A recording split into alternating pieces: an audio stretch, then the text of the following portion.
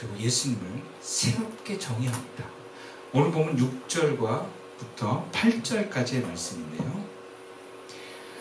제가 읽어드릴게요. 그렇게 하니 고기를 잡은 것이 신이 많아 그물이 찢어지는지라.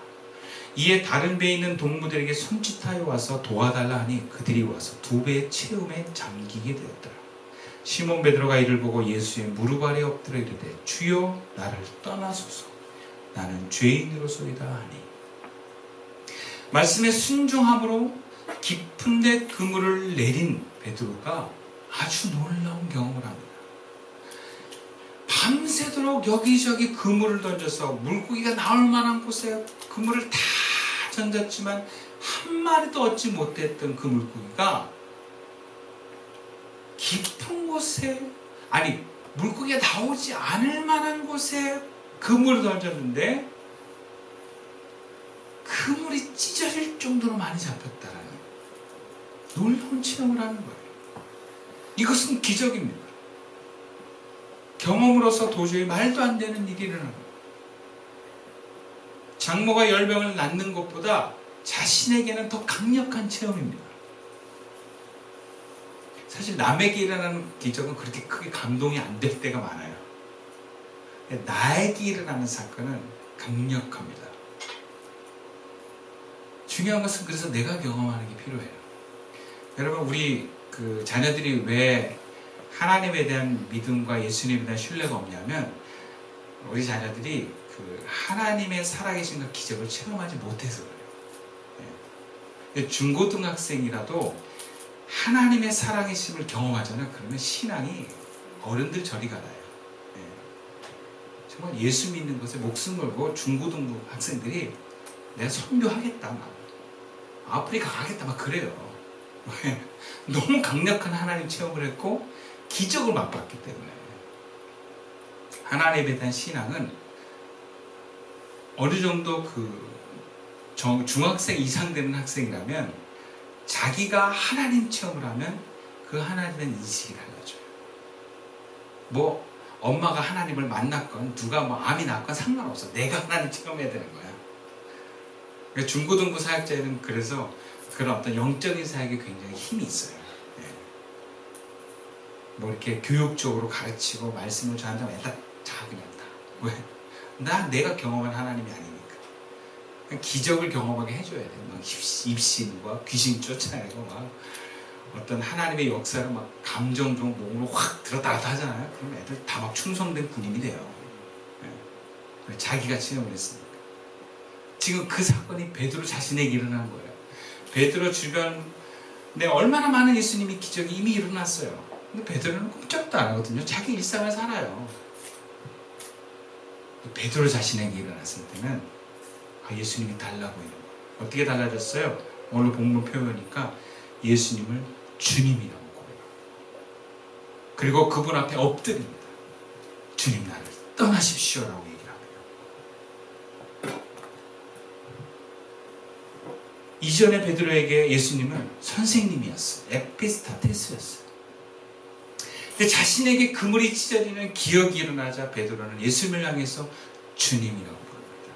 퀴리오스라고 하는 거예요. 퀴리오스는요, 세상의 왕이나 권력자가 아니라 하나님의 어떤 존재를 칭할 때 퀴리오스입니다. 또 그 하나님이 다른 사람의 하나님이 아니라 나의 하나님으로 경험할 때 퀴리오스 하는 거예요. 그래서 영어 번역에는 My Lord 이렇게 번역하는 거예요. 나의 하나님인 거예요. 하나님의 사람이라는 거예요. 하나님이 보낸 존재라는 거예요. 퀴리오스입니다.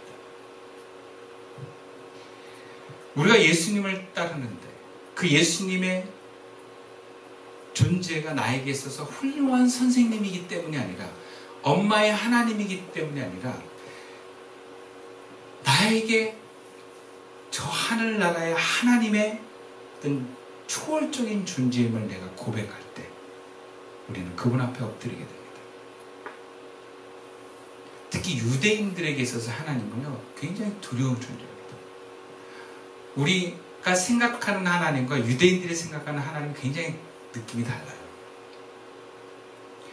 구약을 우리가 이렇게 사건들을 보면 구약의 히브리어 원어 성경을 보면 하나님이라는 단어가 없고 아도나이라는 단어가 있어요. 아도나이라는 단어는 하나님을 대명사처럼 쓰는 단어예요. 왜냐하면 그 하나님이라는 단어 우리가 감히 쓸 수 없다 그래서 그 하나님을 표현하는 대명사를 대신 쓰는 거예요. 아도나이가. 그래서 히브리어 성경에는 아도나이가 다 하나님입니다. 그리고 필사하는 사람들은 목욕 제기하고 거룩하고 간 상태에서 써요. 문장 쓰다가 또 다시 목욕하고 와서 또 한 문장 쓰고 그래요. 그만큼 하나님은 정말 너무 고귀한 분이고 거룩한 하나님이고 내가 입에 담을 수 없는 그런 존재인 거예요. 그거를 지금 베드로의 어떤 문화와 세계관에서 볼 땐 예수님이 바로 그런 분을 지금 경험하고 있는 거예요. 그러니까 어떻게 해요? 엎드리는 거예요. 쳐다볼 수 없는 거예요. 그리고 죽을 것 같은 거예요. 그 하나님의 광채. 그러니까 나를 떠나소서 이러는 거예요.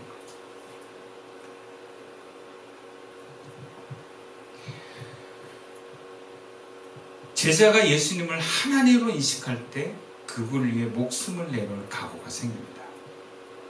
그래서 무리와 제자는 모두 예수님을 주로 고백하지만 무리들은요 예수님을 통해서 자신의 기대와 유익을 바랍니다. 근데 제자는 예수님을 통해서 자신이 아닌 하나님으로 경험합니다. 그것만으로 충분합니다. 그게 내가 그분을 따르고 섬길 이유가 되는 거예요. 그래서 예수님께서 요한복음에 기적을 딱 그만두고 나 십자가에 못 박혀 죽을 거다. 3일 만에 부활할 거다 했더니 따르던 모든 무리들이 예수님을 떠납니다. 예수님께서 저들은 떡을 먹고 배부른 까닭에 나를 따랐다. 그러니까 무리들은 예수님이 도움이 되니까 따랐던 거예요.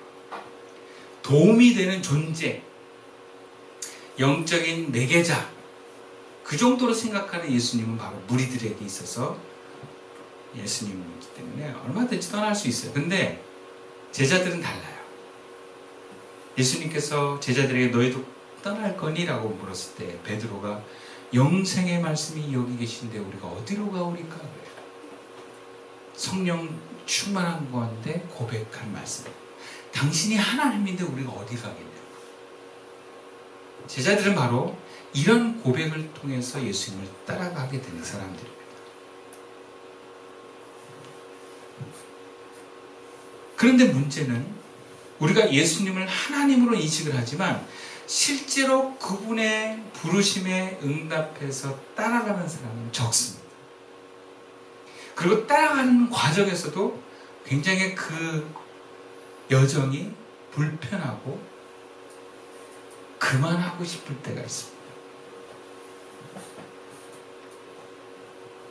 어떤 때는 그냥 예수님 더 이상 날 안 불렀으면 좋겠어요.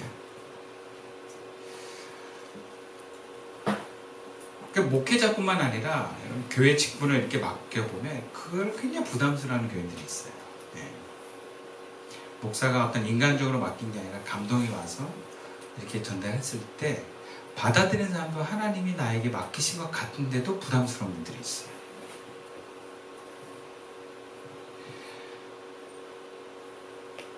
사역뿐만 아니라 일상에서의 부르심에 제자로 삶을 사는 게 참 부담스럽습니다. 그냥 내가 나의 어떤 기대와 바람을 채우면서 살고 내 마음을 평안하고 만족스럽게 사는 것도 너무 힘든데 남을 도와주고 다른 사람을 하나님께 인도하는 삶은 또 굉장히 부담스럽고 힘든 거거든요. 또 오늘 본문 보니까 이 제자가 그냥 따라간 게 아니라 모든 것을 버려두고 따라갑니다. 오늘 보면 11절 말씀이에요. 그들이 배를 육지에 대고 모든 것을 버려두고 예수를 따르니라. 예수님을 부르심을 받은 제자들이요, 예수님을 따르는데 버려두고 따른대요. 이 버려두는 내용이 뭐냐? 모든 것이라고 표현되어 있지만 마가복음이나 마태복음에 보면 구체적으로 배를 버렸다, 그물을 버렸다, 아버지를 버렸다. 그렇게 표현을 하고 있어요. 다 나의 존재를 증명해주고 또 나를 도와주는 소중한 것들인데 그걸 버리고 떠났대. 따랐대. 사람들 모두가 자신의 존재를 증명하기 위해서 나름대로의 소유와 사람을 가까이 하기를 원합니다. 물질이 넉넉했으면 좋겠고요. 또 내가 뭔가 어떤 집이라도 뭐 한 채 있거나 아니 뭔가 있었으면 좋겠어요. 그죠? 가게도 내 가게 있으면 얼마나 좋아. 그치? 어? 제가 아는 분도 임대해서 열심히 벌어가지고 그 가게 자기가 샀다 막 자랑을 하더라고요. 샀대.